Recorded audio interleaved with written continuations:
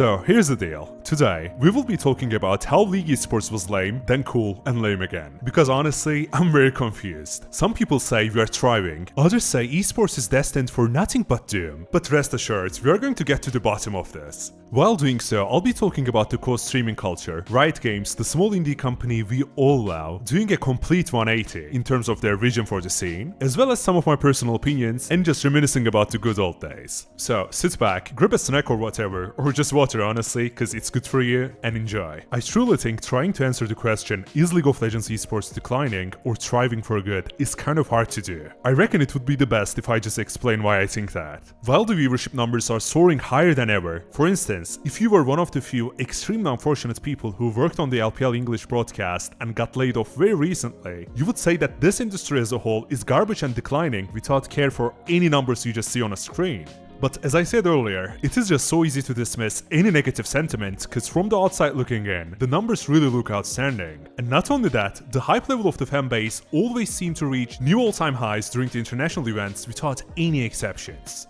Still, you don't necessarily have to be personally impacted by layoffs or anything like that to be a doomer. Every now and then, someone like Doinby comes out and claims that it is all over for League Esports. He claims, or let's just say claimed, LPL in particular is so doomed. In case you missed that weird rant, after BLG lost the World Finals against T1, Doinby, the world champion mid laner of FPX 2019, did this whole dramatic speech about how this confirms the death of the LPL, which is beyond insane, because LPL made it to the World Finals 6 times out of the last 7. Let that sink in. That's truly an amazing achievement for a region. Like, come on. Us EU fans are still celebrating that 2-year World Final streak by Fnatic and G2 in 2018 and 19. Respectively. Yeah, of course, there have been some readjustments of budgets compared to the past in every league, not just in LPL, but the LPL still is and will continue to be world class for a very long time at least. The thing with the quote-unquote overspending in the mid and late 2010s is, Riot back then was completely fine with not running this whole esports thing in profit. According to some, that was unsustainable even back then, but I personally really do not think so. League has well over 100 million monthly active players, and it is always one of, if not the most watched game on Twitch, YouTube, or any other platform. All of this, of course, translates into a massive total revenue of over $2 billion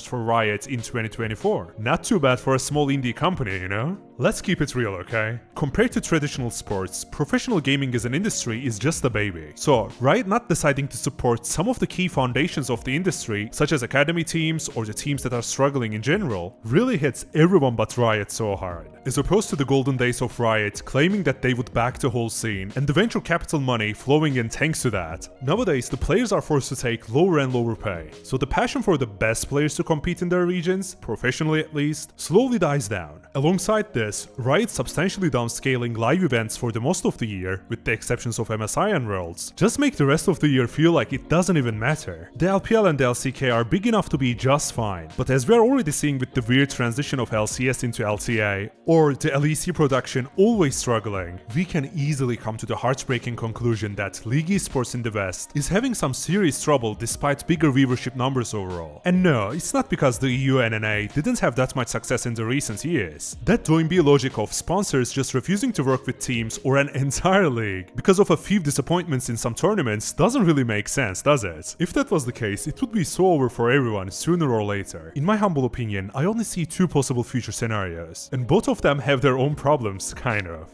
I don't want to sound like a total doomer myself as well, just declaring there is no perfect solution, but please listen to what I'm thinking and tell me if it makes sense. If not, tell me that too, no problem. Riot either goes back to esports being a loss leader makes sense mindset magically overnight, which I highly doubt, cause remember that was what they were claiming they believed just before they turned extremely stingy with their money. I would love for that to happen, but once again, if they really thought that regional leagues in North America or Europe was so crucial for the long-term success of the game, they wouldn't have been scaling back for years at this point. Another thing that's making it even harder for this positive dream scenario to become reality is the viewership. Yeah, globally the numbers might be higher than ever, but the LCS and LEC viewership is certainly lower if you compare what they are right now on average throughout a season to what they were back in the day. So yeah, this whole Riot going back to what they were when it comes to their approach to esports thing isn't happening. The second option, which I think is the most likely one, will sound more gloomy at first, but I'm certain it can work. Here's what will happen with this. Riot will keep minimizing expenses further further and further, and you may ask, how that is even a possible feature? Well, you see, I told you we would talk about co-streaming. It's one of the most interesting phenomena in the gaming industry as a whole, when you really think about it. In a way, it's a big help since more people watch pro games than they would otherwise, I suppose. I mean, there is no way to exactly calculate how many people would not tune into the streams at all if it wasn't for people like caedrel, but I'm pretty sure there would be more fans losing interest if they didn't have the option to consume esports content and streams through a co-streamer. That's a given, I think, but it doesn't really help with the sustainability of the industry, at least not in a major way we can track, other than possibly creating more dedicated fans. On paper, that sounds great, but both the teams and Riot Games, actually, let's just say mainly Riot Games, haven't found a way to make use of those quote-unquote dedicated fans to make more money and attract more sponsors, all that jazz. Let's take a look at team emotes Riot tried to make work for helping teams directly. I don't want to get into the nitty-gritty of that whole saga, but here's what we all need to know. The team that made the most money through this groundbreaking invention by Riot, which is K-Corp, made barely 6 figures. I mean, that's a good amount of money for me and you, but if you're trying to run a team in the LEC where a slot can cost tens of millions, that amount is not going to be a big help by any means. And the funniest, or the saddest part, depending on how you choose to view it, is the rest of the 9 teams that had their emotes for sale couldn't even match what K-Corp sold alone, even if we combined all 9 of them. So here's where I'm trying to get with this. Co-streamers like caedrel reigniting the passion for esports within viewers' hearts is amazing, but still, I feel like as Riot tries to remain as profitable as possible, they will continue to be not the best partner for esports teams. I'm pretty sure there are many wonderful people working at Riot who are extremely passionate about esports, but from Riot's actions as a whole, we can see that they won't be the ones saving the struggling teams or leagues. I think the way out of this is every single team leaning heavier on content and fan engagement, rather than just their professional records or game quality. That may sound counterintuitive at first, especially since I've already said more dedicated fans don't necessarily mean more success, but that mainly applies to the revenue coming from competing directly. What teams need to do to be sustainable is taking advantage of those fans not on the official broadcast or cross streams, but their own social media channels with their own content long term. We are seeing the glimpses of this starting to happen already, and I think a project like Los Ratones, for example, is something I would definitely look out for if I was a struggling LEC team. There are some big critics of so-called K-popification of esports, especially in certain fan bases, but honestly, I don't see anything wrong with it if it means we are going to keep having these incredible leagues and tournaments of the game we love all over the world. I don't know what you think, and I want to. That is the main reason why I'm making this video. So be on the lookout for a part 2 depending on the community feedback I'll be getting on this one. No need to be too harsh if you think I'm wrong, just say that, and if you don't think that, well, I'm glad we are on the same page. If you made it this far, please comment silver scrapes along with your general thoughts so that I know you're the goat. As always, if you enjoyed your time here, subscribing would help me a ton, so please do that, thank you. Last but definitely not least, do not forget to take care of yourself until the next time. Bye